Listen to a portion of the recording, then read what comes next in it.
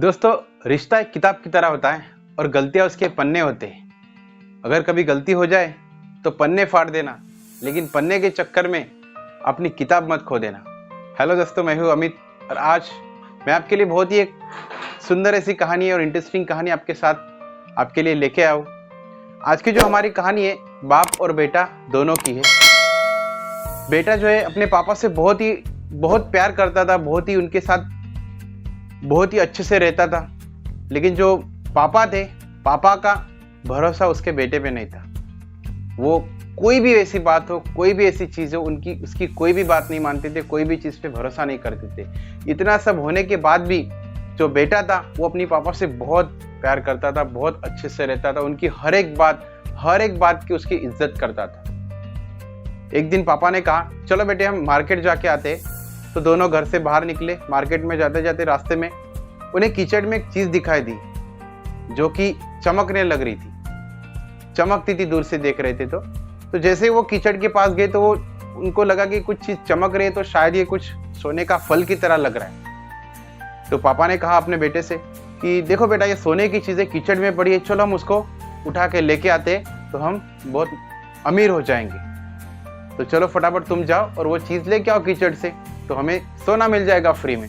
लेकिन बेटे ने पापा से कहा कि नहीं, आप ये जो भी कीचड़ में देख रहे हैं वो सोना हमारा नहीं है, इसलिए हम उसे नहीं ले सकते। हम जिंदगी में मेहनत करके कमाएंगे। मेरे अंदर इतनी हिम्मत है, मेरे अंदर इतनी ताकत है कि मैं मेहनत करके अपनी जिंदगी में इससे भी ज्यादा कमा सकता हूँ। लेकिन पापा ने उसकी एक भी बात नहीं सुनी और बोला कि नहीं, ये जो सोने का फल कीचड़ में पड़ा है ये मुझे चाहिए और तुझे ये लेके आना ही है।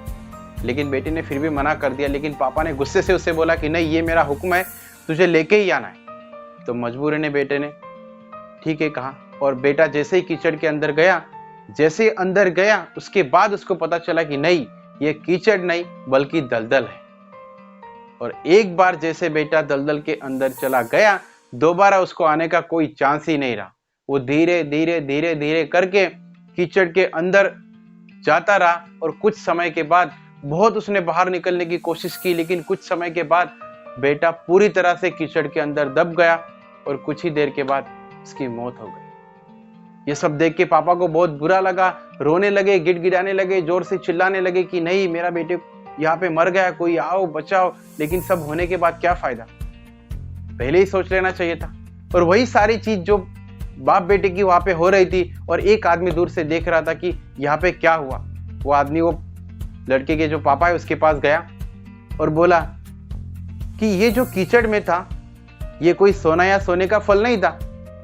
कीचड़ में जो था वो पेड़ का लगा हुआ एक फल आप देख रहे हैं। जैसे ही वो आदमी ने वहां पे ऊपर देखा कि हाँ ठीक है, पेड़ को तो एक फल लगा हुआ, तो वही जो फल है उसकी परछाई कीचड़ के अंदर दिखाई दे रही है और वो जो परछाई थी वो आपको सोना लग रही थी और आपके बेटे को आपने जबरदस्ती मजबूरी से कीचड़ में ढकेला और उसकी जान गंवा दी। ये बात सुन के उनको बहुत बुरा लगा, बहुत दुख हुआ कि देखो, कोई भी कारण नहीं, उसकी वजह से मेरे बेटे की यहाँ पे जान चली गई।